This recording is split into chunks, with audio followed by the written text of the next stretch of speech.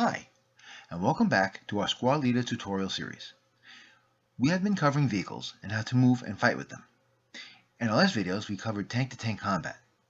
While the best weapon to destroy a tank is a bigger, meaner tank, and possibly an anti-tank gun, sometimes you're not lucky enough to have a King Tiger, an 88 long anti-tank gun, or a 75mm artillery piece around.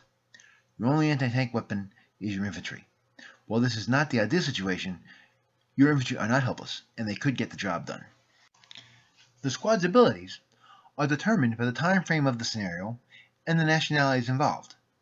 Infantry attacks armor both in non-close combat and also in close combat.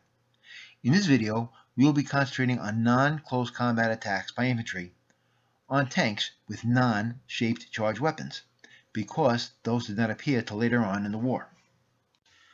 The abilities and weapons available will change as the war progresses, just like it did in the real conflict. In the early war, the major weapons the infantry had were machine guns, anti-tank rifles, demo chargers, and flamethrowers. The first anti-tank weapon we will review is the machine gun, since we are already familiar with them and how they work. We will start with an early war, lightly armored British Mark VI tank, facing our 467 squad armed with a medium machine gun. It is the German prep fire phase, and the 467 is going to attack the crew exposed tank with its medium machine gun. Now the tank is crew exposed, so the German can shoot the squad and machine gun at the crew for a total of 8 firepower plus 2 DRM for being crew exposed. This could not destroy the tank, but it could hurt the crew. We want to destroy the tank, so the German player goes to the C3, C4, C5, and C6 tables. By reviewing the C3 table, we see that the 2-hit a vehicle at 0 to 6 hexes is a 10. There is no modifications to the 2-hit number itself on C4, so it stays at a 10. Now we go to the C5 and C6, the fire and target dice roll modifiers. The only one that applies is the small target modifier, as signified by the white dot on the tank. The roll is a red 2 and a white 3 for a total of 5.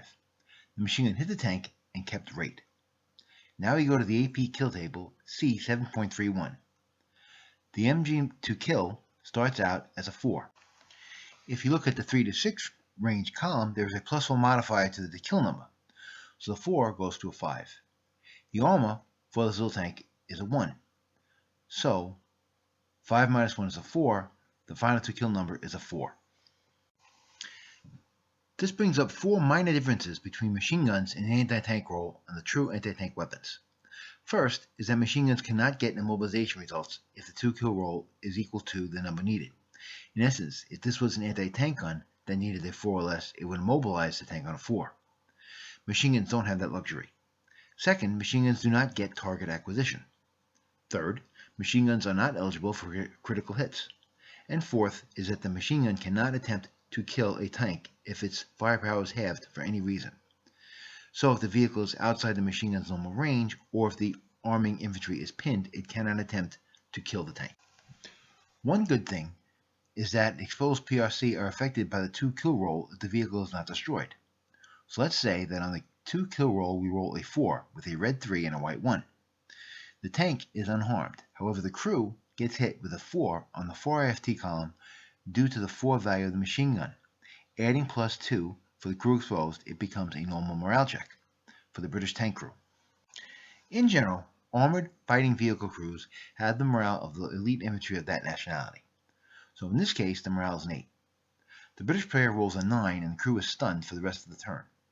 The crew buttons up and now the German player maintained rate so he can fire again. Since machine guns don't get target acquisition, the German player still needs a 9 to hit. He hits again with a red 1 and a white 4. He kept rate again. He now rolls on the machine gun column of the 2-kill AP chart that we saw previously. He needs to roll a 2 or 3 to kill the tank. This time he rolls a 2 and destroys the tank. The crew would roll for survival normally. We will now use the ATR to attack that same tank. The 2-hit is the same as all the modifiers are. The 2-hit number is a 10 with a +1 DRM for the small size of the tank. The German player rolls a 5 with a red 4 and a white 1. Looking at the German ATR, to-kill value is a 5. There's a +1 to the to-kill number due to range, and the tank has an armor value of 1, so the tank will be affected on a 5 or less. On a 5, it will be immobilized. On a 4 or less, it is eliminated. The German player rolls a 5 on the to-kill roll. The tank is immobilized, and the crew has to take an immobilization task check to stay inside the vehicle based on the British morale of 8. The British player rolls a 9 again, and the crew abandons the tank. This concludes this video on vehicles in Advanced Squad Leader. While I hope you enjoyed this video and find it useful, please realize that it is only meant to be an introduction to give you enough confidence to dive into this game and have some fun. Play the game and don't worry about making mistakes. Perhaps learn from an experienced player and attend one of the many tournaments around the country, like the New York State ASL Championships in Albany, New York, and the Norista in Massachusetts. If you liked this video, please like us on YouTube and subscribe to our channel. If you have any thoughts or comments or suggestions, feel free to contact me at jdhobbies@live.com. And like always, thanks for watching.